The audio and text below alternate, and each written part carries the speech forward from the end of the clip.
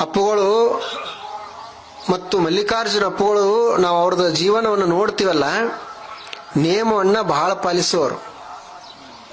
ಅಪ್ಪುಗಳು ಕೊನೆಗೆ ದೇಹ ಬಿಟ್ರಲ್ಲ, ಎದಕ್ಕೆ ದೇಹ ಬಿಟ್ರು ಅವರು? ದೇಹ ಎದಕ್ಕೆ ಬಿಟ್ರು ಅಂದ್ರೆ ನಾವು ನೋಡಿ ತಿಳ್ಕೊಳ್ತಿದ್ವಲ್ಲ, ಎದಕ್ಕೆ ಅವರು ದೇಹ ಬಿಟ್ರು ಅಂದ್ರೆ ಅವ್ರು ಬಹುಶಃ ಒಂದು ನಿಯಮ ಮಾಡ್ಕೊಂಡಿದ್ರು, ಒಂದು ನಿಯಮವನ್ನು ಹಿಡಿದಿದ್ರು. ಆ ನೇಮ ಇನ್ನು ನನಗೆ ಮಾಡಲಿಕ್ಕೆ ಆಗುವುದಿಲ್ಲ ಅಂತ ಯಾವಾಗ ಅವ್ರಿಗೆ ಗೊತ್ತಾಯ್ತು, ಇನ್ನು ಪ್ರಾಣ ಬಿಡುನು ಅಂತ ನಿರ್ಧಾರ ಮಾಡಿದ್ರು. ಅವ್ರದ್ದು ನೇಮ ಎಷ್ಟು ಕಠೋರ ಆಗಿರ್ತಿತ್ತು ಅಂದ್ರೆ, ಪ್ರವಚನ ದಿನಾಲು ನಡೆಸಬೇಕು ಅಂತ ಒಂದು ನೇಮ ಇರಬೇಕು. ಅವ್ರು ಹೇಳ್ತಿರ್ಲಿಲ್ಲ, ಹೇಳಿ ಮಾಡುವುದಲ್ಲ ಇದು, ನಾವೇ ತಿಳ್ಕೊಳ್ಬೇಕು. ನಾವು ಹೇಳಿ ಮಾಡಿದೀವಿ ಅಂದ್ರೆ ಅದು ಅಲ್ಲ, ಹೇಳಲಾರ್ದೆ ನಮ್ಮ ನೇಮ ನಡಿಬೇಕು.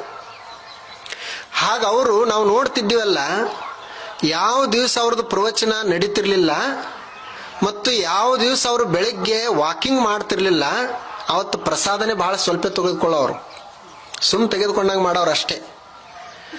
ಯಾವಾಗ ಪ್ರವಚನ ನಡೀತಿತ್ತು ಅವತ್ತು ಚಲೋ ಪ್ರಸಾದ ತೆಗೆದುಕೊಳ್ಳೋರು.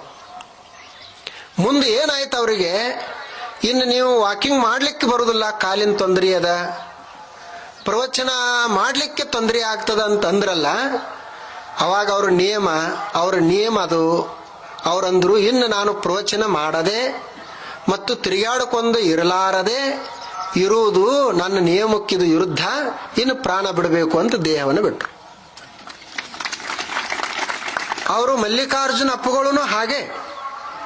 ಅವರು ಶಿವಾನಂದ ಅಪ್ಪುಗಳು ಅವರಿಗೆ ಒಂದು ಮಾತು ಕೊಟ್ಟಿದ್ರಂತ, ನೋಡಪ್ಪ ಮಲ್ಲಿಕಾರ್ಜುನ, ನಿನಗೆ ನಾನು ಏನು ಒಂದು ಆತ್ಮಜ್ಞಾನವನ್ನು ಹೇಳೇನಿ, ಆಧ್ಯಾತ್ಮಿಕ ವಿದ್ಯೆಯನ್ನು ನಿನಗೆ ತುಂಬೇನಿ.